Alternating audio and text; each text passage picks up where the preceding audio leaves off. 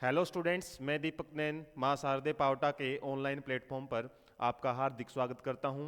और जैसा कि आप जानते हैं, हम जो आपके लिए twelfth class NCERT biology based MCQ series लेके आए हुए हैं, उसी को आगे बढ़ाते हुए आज हम जो चैप्टर है ऑर्गेनिज्म एंड पॉपुलेशन, जो कि 10th यूनिट का फर्स्ट चैप्टर रहता है। इसके अलावा न्यू और ओल्ड सिलेबस के बेस पे इसकी नंबरिंग है थोड़ी अलग रहती है। न्यू सिलेबस के बेस पे बात करें तो ये चैप्टर नंबर आपका 11 देखने को मिलेगा, और ओल्ड के बेस पे देखें तो चैप्टर नंबर 13 है। तो इसके हम ऑलरेडी जो 2 पार्ट्स हैं वो डिस्कस कर चुके हैं। आज हमारा 3 पार्ट या क्लास नंबर 3 रहेगा, और हम फर्स्ट 2 पार्ट्स में 30 एमसीक्यू क्वेश्चंस हैं वो ऑलरेडी सोल्व कर चुके हैं। तो आज का जो सेशन है वो 31st से रहेगा। इसके अलावा पहले आप उनको अच्छे से, क्योंकि जो इसी बेसिक्स के बेस पे ही हम आज के जो क्वेश्चंस हैं वो सोल्व करने जा रहे हैं। तो सबसे पहला जो क्वेश्चन है वो रहेगा आपके, which of the following parameters is not a part of population growth. तो पॉपुलेशन ग्रोथ एक प्रकार का क्या है, एट्रीब्यूट्स हम पढ़ते हैं, पॉपुलेशन के अलग अलग एट्रीब्यूट्स होते हैं। तो उसमें आपसे बोला हुआ है कौन सा इसमें से पॉपुलेशन ग्रोथ का एट्रीब्यूट नहीं है या फिर पैरामीटर नहीं है सिंपली।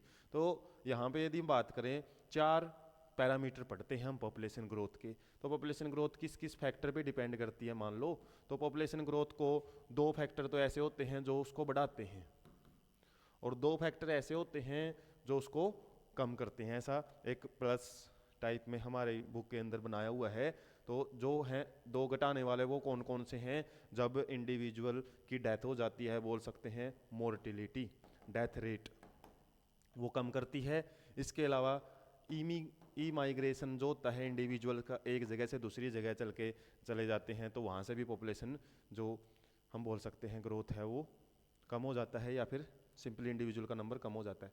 बढ़ाने वाले क्या होते हैं, नेटिलिटी होता है, बर्थ रेट, और ग्रोथ को बढ़ाता कौन है, और इसके अलावा इमीग्रेशन, इमीग्रेशन है वो पॉपुलेशन को बढ़ाने का काम करता है। तो यहाँ पे पैरामीटर्स में हम 4 ही पढ़ते हैं मेनली। तो 4 में से आपको पता है 3 तो दिए हुए हैं हमारे पास। जो मेटा पॉपुलेशन नाम का कोई ऐसा पैरामीटर नहीं होता है। होता क्या है वैसे इसके बारे में पता जरूर होना चाहिए आपको, क्या पता इससे रिलेटेड कोई क्वेश्चन ही बन जाए, हालांकि बुक में ऐसा कोई वर्ड हमारे नहीं दिया हुआ।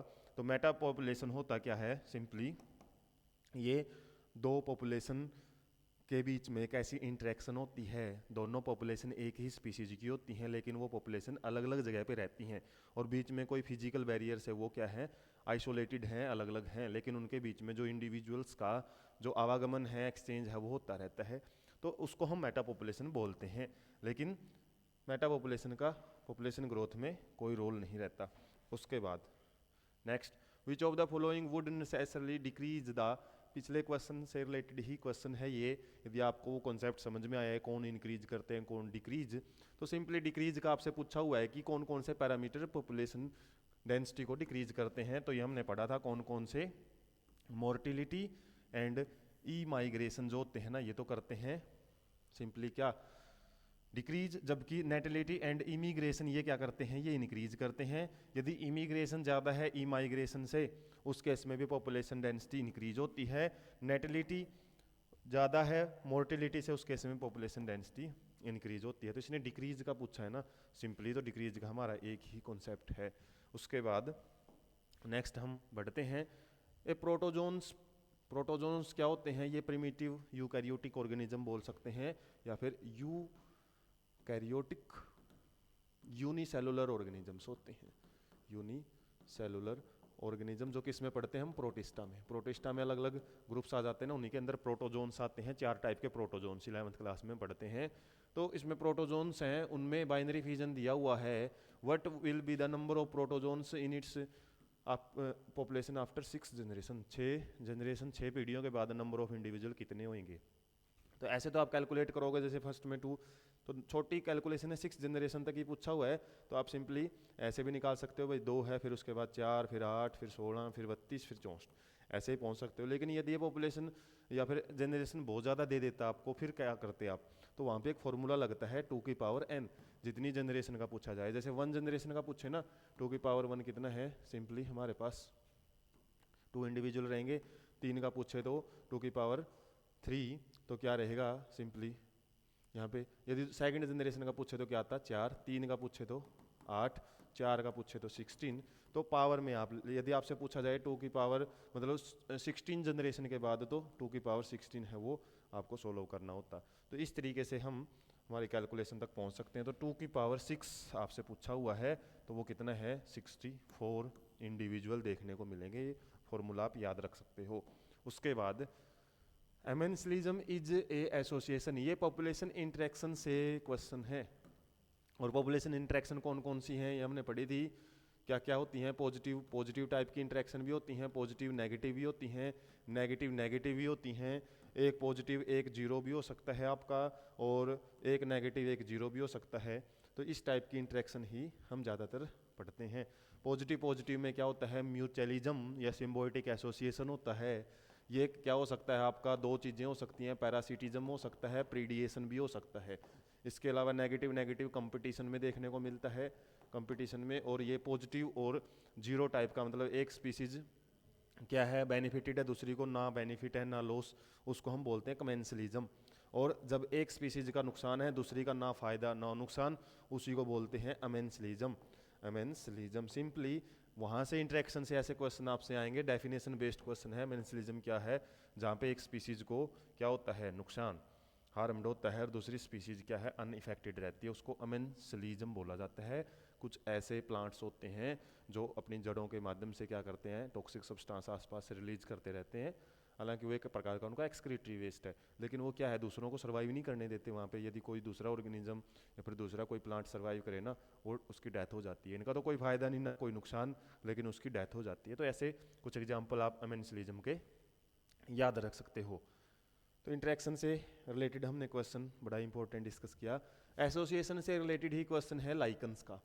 तो लाइकन्स क्या है, ये तो बिल्कुल बेसिक सा क्वेश्चन है। लाइकन किस प्रकार का इंटरेक्शन शो करते हैं, पॉजिटिव टाइप का, जिसमें एल्गा और फंजाई है, दोनों का क्या होता है बेनिफिट। एल्गा फूड प्रिपेयर करता है, फंजाई क्या करता है शेल्टर देता है इसको, इसके अलावा वाटर वगैरह है उसका भी ये आसपास से दे सकता है इसको।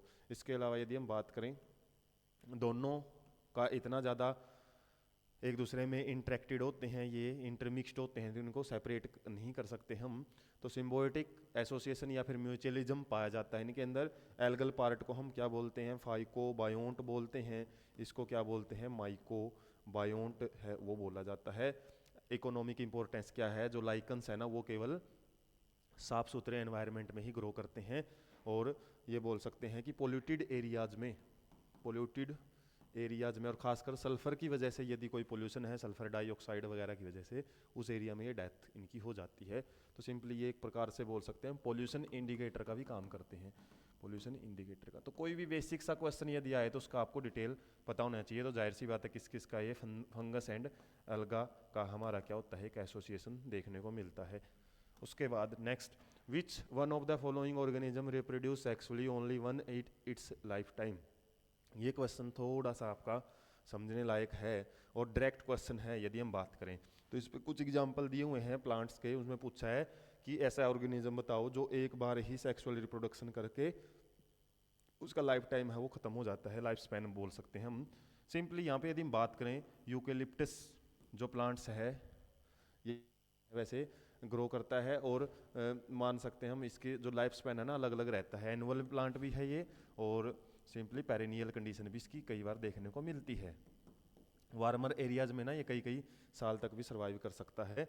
और इसके अंदर जो कंडीशन डिपेंड करती है कि पेरेनियल प्लांट होगा तो ये काफ़ी बार भी रिप्रोडक्शन कर सकता है। इसके अलावा एनुअल प्लांट में इसका लाइफ स्पैन 1 साल का ही रहता है, 1 साल बाद इसकी डेथ हो जाती है। उसके बाद यदि हम टोमेटो की बात करें, ये भी क्या है एक प्रकार का पेरिनियल प्लांट्स है। मैंगो है ये भी पेरिनियल प्लांट्स, मतलब मल्टी ईयर्स में लाइफ स्पैन पूरा करते हैं, और जितने टाइम तक रहेंगे ये बार बार क्या कर सकते हैं फ्लावर्स प्रोड्यूस करके फ्रूट्स प्रोड्यूस कर सकते हैं। लेकिन यदि हम बात करें बनाना प्लांट की, तो बनाना को जहाँ पे उगाया जाता है वहाँ के लोग तो बड़े इस चीज़ से अवेयर्ड हैं कि बनाना को एक बार यदि हम उगा देते हैं, एक प्रकार का कैसा प्लांट है ये मोनोकोट प्लांट है, मोनोकोट प्लांट। और जैसे हम गेहूँ वगैरह है ज्वार वगैरह बाजरा वगैरह उगाते हैं, तो ये क्या है, एक बारी फ्लावरिंग करके उसके बाद इनकी डेथ हो जाती है। तो सिंपली सिंगल टाइम क्या कर सकते हैं, ये रिप्रोडक्शन कर सकते हैं। तो बनाना प्लांट ये आपका आएगा कि एक बारी सेक्सुअल रिप्रोडक्शन करने के बाद इनका लाइफ टाइम है ना, लाइफ स्पैन है वो ख़त्म हो जाता है। उसके बाद next, soil water available to the, मिट्टी में जो पानी होता है ना वो रूट्स के लिए कैसे अवेलेबल होता है, कौन सा एक प्रकार का फिजिकल मैकेनिज्म यहाँ पे काम करता है, वो आपसे पूछा हुआ है। तो सरफेस वाटर तो क्या होता है, सिंपली जो मिट्टी के ऊपर बह रहा होता है उसको बोलते हैं सरफेस वाटर। तो वो अवेलेबल होता है, तो हम बोल सकते हैं जड़ें हैं, मान लो वहाँ पे सरफेस पे कोई वाटर नहीं है सोइल पे, तो वो कैसे, इसे पूछा है कि सिंपली कि वो कैसे रूट्स है उसको एब्जॉर्ब करेंगी। तो सरफेस वाटर का कोई कॉन्सेप्ट नहीं है। हाईग्रोस्कोपिक वाटर कौन सा होता है, जो मॉइस्चर की फॉर्म में हमारे एनवायरनमेंट में है। तो कुछ ऐसे प्लांट होते हैं जो मॉइस्चर वाले वाटर को एब्जॉर्ब कर लेते हैं, वो तो मान लो ये बोल सकते हैं हम एनवायरमेंटल या फिर एटमॉस्फेयर की कंडीशन की बात की हुई है इसमें, एटमॉस्फेयर। ग्रेविटेशनल वाटर, ग्रेविटेशनल मतलब ग्रेविटी की वजह से, ग्रेविटी तो फिर नीचे की तरफ खींचती है ना, तो वो तो कैसे इसकी मदद करेगा। इसके अलावा कैपिलरी वाटर, तो कैपिलरी क्या होती है, एक बिल्कुल कैपिलरी एक्शन आता है केमिस्ट्री में, फिजिक्स में। तो कैपिलरी क्या है, एक बिल्कुल फाइन ट्यूब होती है लैब के अंदर, बिल्कुल देखे तो हम बिल्कुल पतली ट्यूब होती है, और इस ट्यूब में यदि हम वाटर सरफेस पे इसको रखते हैं तो वाटर अपने आप इसमें ऊपर चढ़ जाता है सरफेस टेंशन फिनोमिना की वजह से। तो इसी की वजह से क्या है, रूट्स में भी यदि हम देखें सेल्स के बीच में कैपिलरी जैसी बिल्कुल बारीक स्पेस होती हैं जिसमें से वाटर है ना वो अपवार्ड डायरेक्शन में मूव करता है। जाइलम हम बोल सकते हैं वेसल्स और जाइलम ट्रैकिड्स में से जो वाटर फ्लो करता है ना ऊपर की तरफ, वो कैपिलरिटी की वजह से बढ़ता है ऊपर की तरफ। ठीक है, एक प्रकार का ये ऑटोमेटिक मैकेनिज्म काम करता है सरफेस टेंशन की वजह से, हम बोल सकते हैं। जैसे ये उसी तरीके से है जैसे हम पानी के अंदर मान लो कोई भी एक पेपर है, उसको थोड़े से उसका किनारा को डुबोएंगे ना, तो वो क्या है, वाटर उसके ऊपर गिला होता रहेगा, मतलब जो हमारा जो पेपर है ना वो गिला होता रहेगा, बढ़ता रहेगा। ऐसे ही यदि हम क्लॉथ को रखते हैं, क्लॉथ के किसी भी कपड़े किसी भी पीस को वाटर की सरफेस पे रखेंगे तो वाटर उसमें ऊपर चढ़ेगा और गीला कर देगा और सरफेस ऊपर की तरफ बढ़ता रहता है। तो वाटर अपवर्ड डायरेक्शन में मूव करता है कैपिलरिटी की वजह से। नेक्स्ट, डीप ब्लैक सोइल, काली मिट्टी से रिलेटेड आपसे पूछा हुआ है। तो काली मिट्टी किसको बोलते हैं, सिंपली चिकनी मिट्टी को भी बोलते हैं, क्ले सोइल को, जिसके जो पार्टिकल साइज है बहुत छोटे छोटे होते हैं और वाटर होल्डिंग कैपेसिटी इसकी अच्छी खासी मानी जाती है। तो इससे पूछा है कि प्रोडक्टिव, बहुत ज़्यादा पैदावार देने वाली होती है ये काली मिट्टी, due to high proportion of, इसके अंदर क्या होता है, सिंपली इसके अंदर क्ले सोइल होती है और ह्यूमस, ब्लैक कलर ह्यूमस ही प्रोवाइड करता है। ह्यूमस क्या होता है, एक प्रकार का डिकम्पोजिशन में हम जब पढ़ते हैं ना, स्टेप आते हैं डिकम्पोजिशन में, ह्यूमिफिकेशन अगले चैप्टर्स में आता है, हालांकि इसके बारे में शायद इकोलॉजी वाले चैप्टर में, इसमें फिर ये जो आपका इकोसिस्टम वाला चैप्टर है उसमें, तो वहाँ पे क्या है, ऑर्गेनिक सब्सटेंस है ना, उनको क्या किया जाता है, ब्रेक डाउन किया जाता है, तो जरूरी इनको इनऑर्गेनिक में बदला जाता है। कुछ ऐसी फॉर्म ऑर्गेनिक सब्सटेंस की उसमें मिलती हैं जिसको plant as it is absorb कर सकता है, तो उसको हम ह्यूमस बोलते हैं। ब्लैक कलर इसी की वजह से होता है।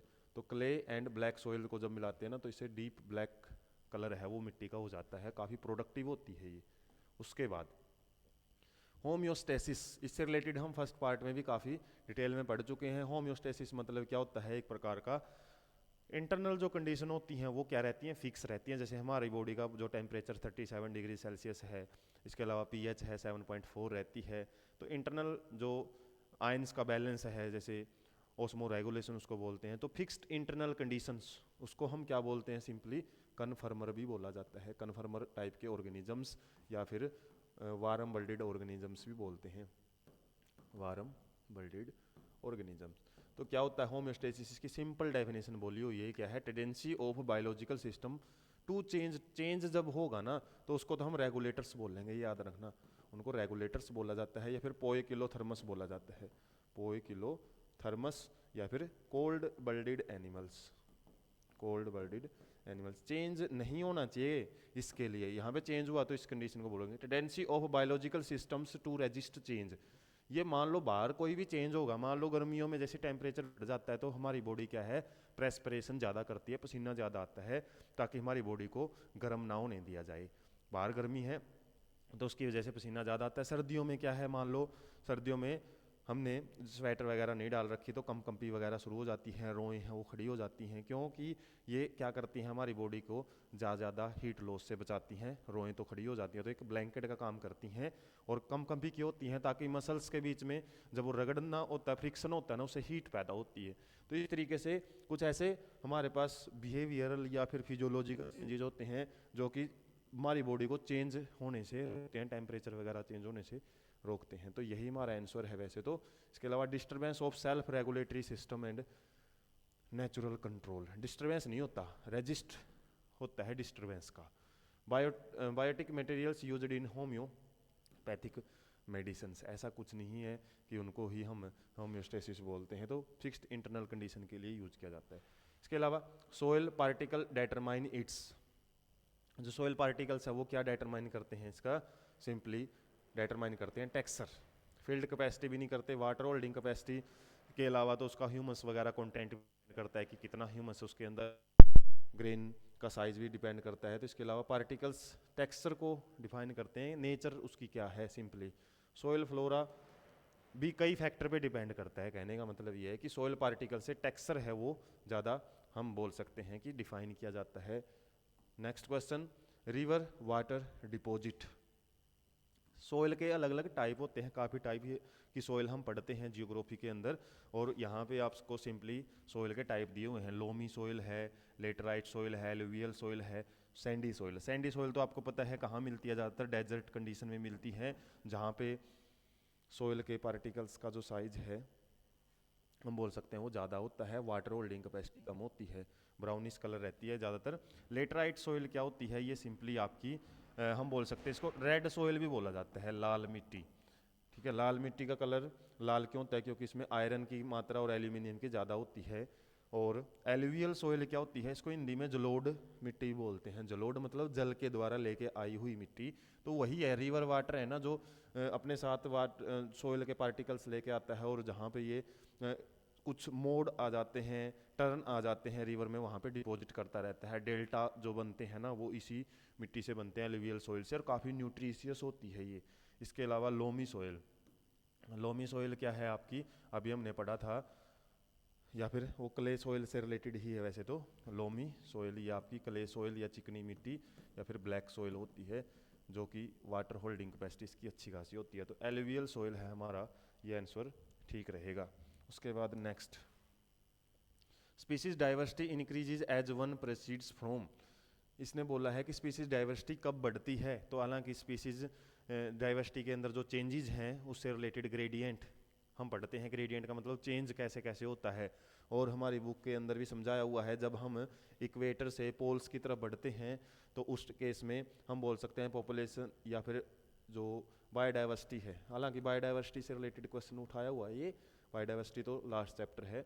तो बायोडाइवर्सिटी क्या होती है, simply number of different type of individuals जो एक पार्टिकुलर एरिया में रहते हैं। तो बायोडाइवर्सिटी कब डिक्रीज होती है, वो कॉन्सेप्ट हम पढ़ते हैं बुक में, वो क्या रहता है, इक्वेटर से पोल्स की तरफ जाते हैं जब, उस केस में बायोडाइवर्सिटी डिक्रीज होती है। इसके अलावा पहाड़ियों पे जाएंगे तो डाइवर्सिटी क्या हो जाती है वहाँ पे कम, और जैसे जैसे हम पहाड़ियों से ज़मीन की तरफ प्लेन्स एरिया में आते हैं तो बायोडाइवर्सिटी ज़्यादा होती है। तो इसमें यही पूछा आपसे कहाँ से कहाँ आपकी इंक्रीज होएगी, तो इंक्रीज का यहाँ पे दो चीज़ें दी हुई है, एक तो एल्टीट्यूड दिया हुआ है और एक दिया हुआ है लैटीट्यूड। वर्ड लगभग लगभग देख सकते हो मिलते जुलते से ही हैं, लेकिन जो एल्टीट्यूड है ना ये तो होता है हाइट से रिलेटेड, ऊंचाई, और जो लैटीट्यूड है, लैटीट्यूड किसको बोलते हैं, लैटीट्यूडनल लाइंस और लॉन्गिट्यूडनल लाइंस, देशांतर रेखाएं अक्षांशीय रेखाएं हिंदी में बोलते हैं। लैटीट्यूडनल लाइंस क्या होती हैं, जो हमारी इस तरीके से पैरेलल होती हैं एक दूसरे के, ये बोल सकते हैं हम, ये क्या है लैटीट्यूडनल लाइंस, और जो हमारी बोल सकते हैं पोल से एक पोल से दूसरी पोल्स की तरफ होती है, इनको लॉन्गिट्यूडनल लाइंस बोलते हैं। तो यहाँ पे सिंपली आपकी जो बातें की हुई है ना, जो ये पैरेलल होती हैं एक दूसरे के, उन लाइंस की बात की हुई है। सबसे बड़ी जो हमारी बोल सकते हैं लैटीट्यूडनल लाइन, वो क्या होती है, इक्वेटर होती है। इसके अलावा जो हम अलग अलग लाइन पढ़ते हैं, लाइन ऑफ कैप्रिकॉर्न और एक लाइन ऑफ कैंसर, इस तरीके से भी जो लाइनें होती हैं वो भी आपकी क्या होती हैं, लैटीट्यूडनल लाइन होती हैं। तो यहाँ पे सिंपली ये बोला हुआ है कि जब हम पोल से इक्वेटर की तरफ आएंगे तो डेंसिटी बायोडाइवर्सिटी की बात करें तो वो बढ़ती है। और हाइट मतलब जब ऊपर से मतलब पहाड़ियों से प्लेन की तरफ आएंगे तब पॉपुलेशन या बायोडाइवर्सिटी है वो इंक्रीज होती है। तो सिंपली यहाँ पे हमने यही देखना है कहाँ से कहाँ की बात की हुई है। High altitude to low altitude मतलब ऊंचाई से कम ऊंचाई वाली जगह पे आते हैं तो बढ़ती है, जाहिर सी बात है। और high latitude to low latitude, high मतलब ये पोल्स की तरफ वाले जो लैटिट्यूड है ना, ये हाई मतलब ऊंचाई, या फिर हम बोल सकते हैं नॉर्थ की साइड वाले या साउथ की साइड वाले होते हैं, और जो बेस मानते हैं वो इक्वेटर लाइन होता है। तो high latitude to low latitude हम बोल सकते हैं डेंसिटी हो या फिर बायोडाइवर्सिटी बढ़ती है। इसके अलावा तो ये सारे देख सकते हो आप एक दूसरे के अपोजिट से हैं, कहीं रिलेशन नहीं बैठेगा। सिंपली ऊंचाई, ज़्यादा ऊंचाई से प्लेन्स की तरफ आते हैं तब पॉपुलेशन डेंसिटी बढ़ती है। इसके अलावा जैसे जैसे हाई मतलब इसमें वर्ड यूज किया गया पोल्स की तरफ के लिए, और जो जैसे जैसे हम सेंटर की तरफ बढ़ते हैं उससे क्या होती है, जैसे जैसे हम सेंटर की तरफ आते हैं पॉपुलेशन बायोडाइवर्सिटी या फिर हम सिंपली बात करें स्पीसीज डाइवर्सिटी, वो क्या होती है, इंक्रीज होती है। तो ये ऑप्शन ही आपका करेक्ट रहेगा। Next question, bulk CO2 fixation, ज़्यादातर मात्रा में CO2 का फिक्सेशन मीन्स CO2 को यूज करके ग्लूकोज बनाना, उसको बोलते हैं CO2 फिक्सेशन। जैसे नाइट्रोजन फिक्सेशन होता है, एटमॉस्फेरिक नाइट्रोजन को यूजेबल फॉर्म में कन्वर्ट करना, उसको N2 फिक्सेशन बोला जाता है। काफ़ी सारे बैक्टीरिया होते हैं जो क्या करते हैं, नाइट्रोजन फिक्सेशन करते हैं। और CO2 फिक्सेशन कौन करता है, प्लांट्स करते हैं और एल्गी भी करते हैं। और हम जब 11th क्लास में पढ़ते हैं, एल्गा होते हैं ना बहुत ज़्यादा CO2 फिक्सेशन करते हैं। तो बल्क का मतलब बहुत ज़्यादा मात्रा में CO2 फिक्सेशन कौन करता है, ओशियंस करते हैं, वाटर, या फिर बोल सकते हैं एक्वेटिक जो प्लांट्स होते हैं ना, एक्वेटिक प्लांट्स। और जब हम एल्गा की इकोनॉमिक इंपॉर्टेंस पढ़ते हैं वहाँ पे भी लगभग 50% बोला हुआ है, 50% CO2 फिक्सेशन एल्गी के द्वारा किया जाता है। बाकी तो सारे प्लांट्स आगे वो मिलके क्या करते हैं फिर बाकी CO2 फिक्सेशन करते हैं। तो ओशियंस में ही एल्गा होता है ना, तो ओशियंस ही करते हैं मैक्सिमम CO2 फिक्सेशन। इसके अलावा तो सारे प्लांट्स हैं ना मिल मिला के करते हैं जो बची हुई CO2 फिक्सेशन है। सेकंड लास्ट क्वेश्चन आज के सेशन का है, जीरिक एनवायरनमेंट। जीरिक किसके लिए आता है, xerophytic condition, desert type condition के लिए आता है। तो इसकी करेक्टरिस्टिक क्या है वो आपसे पूछा हुआ है। तो यहाँ पे देख सकते हैं प्रेसिपिटेशन, प्रेसिपिटेशन मतलब बारिश किसी भी फॉर्म में हो सकती है वो। तो प्रेसिपिटेशन ज़्यादा होएगी तो वो जीरोफिटिक तो नहीं बोल सकते ना। इसके अलावा लो एटमॉस्फेरिक ह्यूमिडिटी, वातावरण में ह्यूमिडिटी मतलब न बहुत कम होती है, यह मान सकते हैं। इसके अलावा एक्सट्रीम ऑफ टेम्परेचर, टेम्परेचर बहुत ज़्यादा मिलेगा, बहुत ज़्यादा इक्वेटर लाइन पे भी, लाइन पे ट्रॉपिकल रीजन पे जो फॉरेस्ट होते हैं ट्रॉपिकल फॉरेस्ट, तो केवल ये नहीं बोल सकते मैं एक्सट्रीम टेम्परेचर होता है, सही बात है एक्सट्रीम टेम्परेचर भी, लेकिन एक्सट्रीम टेम्परेचर तो ट्रॉपिकल रीजन में भी होता है जहाँ पे फॉरेस्ट बहुत ज़्यादा मात्रा में मिलते हैं हमको, तो वहाँ पे तो हम ये नहीं बोल सकते कि वो जीरी कंडीशन है। इसके अलावा high rate of vaporisation, high rate of vaporisation कहाँ, ज़्यादा फॉरेस्ट होते हैं ट्रॉपिकल रीजन में वहीं होता है ना। तो हाई रेट ऑफ वेपराइजेशन क्योंकि वाटर होता ही कम है, ह्यूमिडिटी होती ही कम है, तो बड़ा मुश्किल से उनको पानी मिलता है, तो वेपराइजेशन कैसे ज़्यादा हो जाएगी वहाँ पे। तो हमारा लो एटमॉस्फेरिक ह्यूमिडिटी हम बोल सकते हैं वो ज़्यादा करेक्ट रहेगा, क्योंकि एक्सट्रीम टेम्परेचर तो आपका फॉरेस्ट में भी ज़्यादातर मिलता है इक्वेटर लाइन के आसपास। लास्ट क्वेश्चन है चैप्टर का भी है और आज के सेशन का भी, सनकन स्टोमेटा मतलब धंसे हुए स्टोमेटा। स्टोमेटा क्या होते हैं, सिंपली लीव्स के ऊपर कुछ गार्ड सेल्स के बीच वाले पोर्स होते हैं, और कुछ में तो लीव्स के बिल्कुल सरफेस पे होते हैं, कईयों में क्या होते हैं लीव्स के जो सरफेस है ना उसके अंदर गड्ढे से बने होते हैं, और गड्ढों में अंदर होते हैं स्टोमेटा, उनको सनकन स्टोमेटा या धंसे हुए स्टोमेटा बोलते हैं। पिट्स के अंदर मतलब स्टोमेटा मिलते हैं। किसके अंदर मिलते हैं स्टोमेटा, इस टाइप के बड़ा ही जिसा टाइप की अडप्टेशन है, ये जीरोफिटिक प्लांट्स की अडप्टेशन होती है। तो ज़्यादातर जो जीरोफिटिक प्लांट्स हैं जहाँ पे अभी हमने पढ़ा था एटमॉस्फेयर के अंदर ह्यूमिडिटी बहुत कम होती है, तो ऐसे केस में जो प्लांट्स हैं ना अपना वेपोरेशन या फिर ट्रांसपिरेशन को कम से कम करने के लिए ऐसी एडप्टेशन यूज करते हैं। इसका फ़ायदा क्या होता है, एक तो डायरेक्ट कॉन्टैक्ट में मान लो हमारे जो अंदर की जो लिविंग सेल्स हैं या मीजोफिल सेल्स हैं, तो उससे तो क्या होएगा सीधा ट्रांसपिरेशन। लेकिन एक मान लो ऐसी कंडीशन है थोड़ी सी, और यदि हम बात करें इस टाइप की कंडीशन है, तो यहाँ पे क्या है, मान लो वाटर वगैरह थोड़ा बहुत आ भी जाता है ना, वैसे तो स्टोमेटा इनके बंद ही रहते हैं दिन में, स्टोमेटा दिन टाइम में तो बंद रहते हैं, लेकिन रात को जब खुलते हैं ना तो जाहिर सी बात है ह्यूमिडिटी तो कमी है ना वहाँ पे, तो ज़्यादा ट्रांसपिरेशन ना हो तो उसको बचाने के लिए क्या है, एक प्रकार का यहाँ पे ह्यूमिडिटी को थोड़ा सा बढ़ा के रखा जाता है इनके द्वारा, और ऑटोमेटिकली बढ़ा ही रहेगा ना, क्योंकि अंदर है, डायरेक्ट कांटेक्ट में होते तो एयर के, तो ज़्यादा से ज़्यादा ट्रांसपिरेशन होता। तो सिंपली यदि पूछे कि क्यों होते हैं सनकन स्टोमेटा, क्या होते हैं ये, to decrease transpiration rate, transpiration rate को कम से कम करने के लिए ही ऐसे स्टोमेटा यूज किए जाते हैं। इसके अलावा इनकी जो लीव्स होती हैं वो एब्सेंट होती हैं, स्पाइन्स में कन्वर्ट हो जाती हैं, ऐसी कुछ अडेप्टेशन मिलती हैं। इनका स्टेम है वो फोटोसिंथेसिस करता है। इसके अलावा लीव्स के ऊपर क्यूटिकल लेयर प्रेजेंट होती है जो ट्रांसपिरेशन रेट को कम करती है। तो ऐसी कुछ अडेप्टेशन मिलती हैं किसके अंदर, जीरोफिटिक प्लांट्स के अंदर। हाइड्रोफाइट क्या होते हैं, पानी में मिलने वाले प्लांट्स। मीजोफाइट बीच ही के रहते हैं। हेलोफाइट साल्टी कंडीशन में रहने वाले प्लांट्स को बोला जाता है। तो इस तरीके से आज हमने इस चैप्टर को कंप्लीट कर लिया है। 45 क्वेश्चंस, बड़े इजी से क्वेश्चन आते हैं। इकोलॉजी है ही बड़ी इजी सी यूनिट, लेकिन मार कहाँ पे खा सकते हो आप, ज़्यादातर डायरेक्ट क्वेश्चंस में, टर्मिनोलॉजी में और एग्जाम्पल्स में, पॉपुलेशन एंड अट्रैक्शन से, इंट्रैक्शन से रिलेटेड। इसके अलावा ग्राफ से रिलेटेड भी क्वेश्चन आपसे पूछे जा सकते हैं, कुछ थोड़े बहुत न्यूमेरिकल टाइप।